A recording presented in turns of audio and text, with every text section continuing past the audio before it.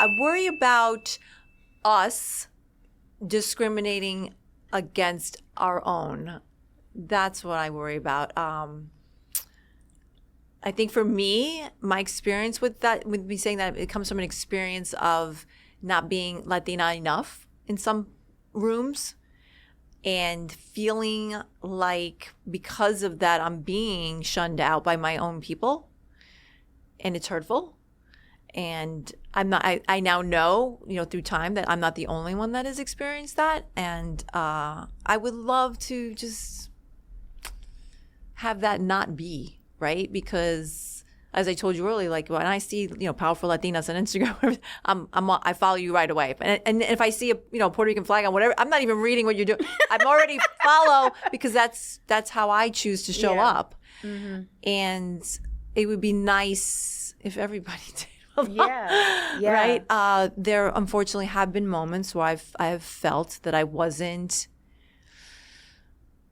I don't want to say terms that would make anyone, but I love, what I love about our culture? We're so different. Like there's so many different facets of us. It's not just one mold, right? Mm-hmm. We come in different shades, We're not right? a monolith, we come in different shapes. We come in different, even in different, languages, countries, skin tones. Right. We have such a melting pot within our own cultura. Mm-hmm.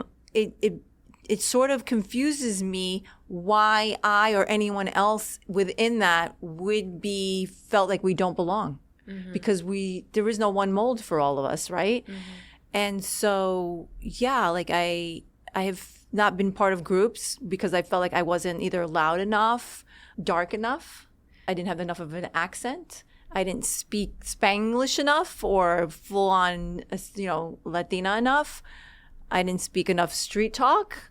Or whatever it was. It was always not always. With the times that I've had these experiences, that's what it was. I felt like I just didn't look as Latin as they were. And listen, growing up, I was always mistaken for Italian or Greek, but again, I saw so many shades of us in our own culture. I didn't understand it from within us. Why I still wasn't being, kind of within the fold of some things. Mm-hmm, mm-hmm. You hear this a lot. Can you give us an example? Ooh, more things I haven't spoken about, right? Getting the hands sweaty now. Well, this is important, right? Yeah. And one of the reasons why Banking on Cultura exists is this is happening often. Right. And it's impacting how we show up in the world. It's also impacting how we collaborate or don't collaborate with each other. And I believe it's one of the reasons why we can be our own worst enemy. Mm-hmm. And it's because we don't talk about it. We act like it's not happening, or yes, you're right. If we talk about it, it's in our own little separate silos. But when many of us are experiencing the same thing, mm-hmm. something needs to change. Correct. So yes, I would love an example. The one that really sticks out, the one just struck me immediately, was in college. I very much wanted to be in a sorority. Truth be told, I wanted to do it because I wanted to go to the parties. They look kind of exciting. Not gonna lie. Yeah, and so, right? I was very social in high school. I was going to college. I'm like, I want to do that whole thing, And so there was, I did the whole rush process. There was a Latin sorority starting up, and I thought, well, I want to do that one, right? Because I'm Puerto Rican, I should do that one, and I felt shunned. Most of the girls were, I guess, way more Latina than me, and it hurt. And so I ended up joining a predominantly Jewish sorority, believe it or not. Wow. Yeah, I did. And interestingly enough, I brought in Latin girls into the sorority over time because they saw me. When you meet the girls in Rush, I would always sway over to the Latin girls and I'd be like, hi, meet them and stuff. And my house ended up becoming more mixed. It wasn't predominantly, it was predominantly Jewish, but there were, other cultures and sorts in there. And so, that was, it's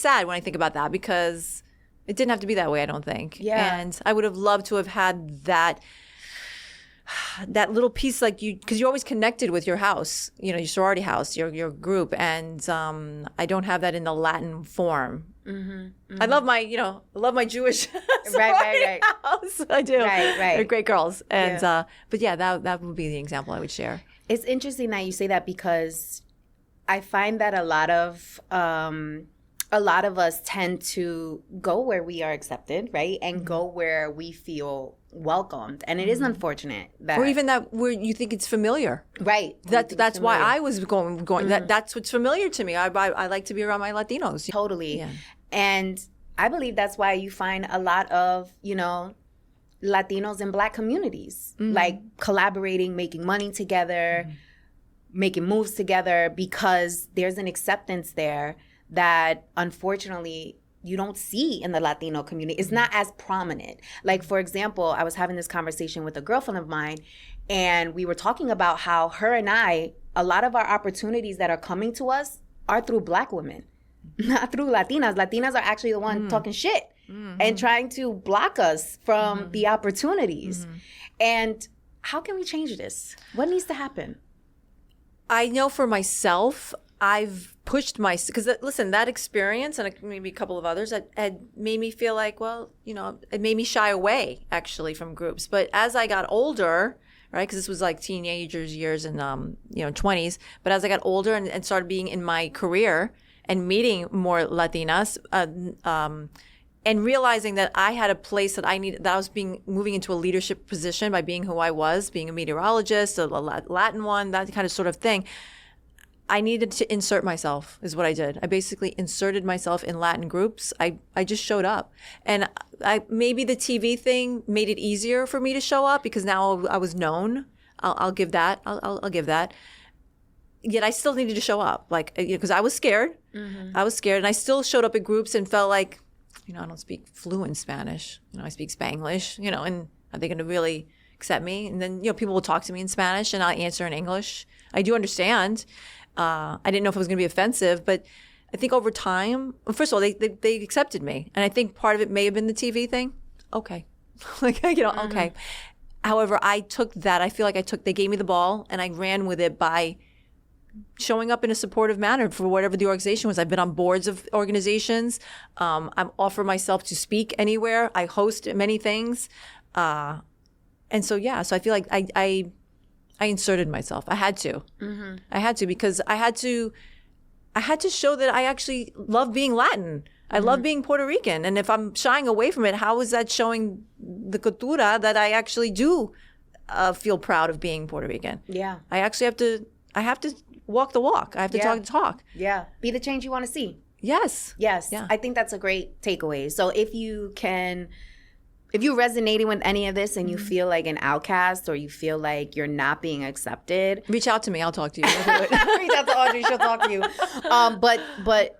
But the main takeaway is insert yourself. Like, it's a leadership attribute. Like, if you want to see the change, you have to be a part of the change. And it doesn't happen if you're just talking about it in conversations with your close confidants. It happens when you take some action and you start risks. Leading by example, right? And taking the risk and inserting yourself, even though at first you might feel like, and listen, you can be scared. Enough. You can be scared and do it anyway. That's the definition of courage, right? Right. Having the fear and doing it anyway, and you'll find your people. I feel like I found my groups. Actually, I don't think I even found anybody that actually shunned me out after. But the thing is, like, you start to feel, and once you're confident in yourself and like, listen, I know I deserve. I earned my spot here. I deserve to be here. I recently had a conversation with a friend of mine who. She's amazing. Her name's Paris Alexandra. She runs the Brooklyn Wellness Center, and she's an entrepreneur type. And she went to a conference, and she called me from Tennessee, and she says, "I'm in this room with millionaires, and they're all entrepreneurs. And what am I doing here?" And I said, "Girl, you better get out of that hotel room and you go right back in that ballroom, because let me tell you something. You belong in every room that you're in. Everyone in there was you at one point. Those are the people you need to be around right now so that you can learn from. They were you." You walk back in there. You belong in every room that you walk into. Yeah. And so that's what I take with myself. I'm like, I belong here. So if I feel like I belong here, then it's going to happen. And who cares what someone else thinks? Most of the time, I haven't really had much resistance because I feel like when I show up at something, you know, listen, you do it responsibly. I'm not showing up at places that I feel like, you know, there's places you feel like, I don't really belong here. Yeah. But I'm talking like, you know, if I'm Puerto Rican and I'm Latin and I'm a female, I belong in a female Puerto Rican organization, don't I? Right? Yes, I mean, hello. Yes. So absolutely. I'm going to show up. Yeah. Own the space that you're in, own the skin that you're in, and have the confianza to like walk into these spaces and own the room. Love that.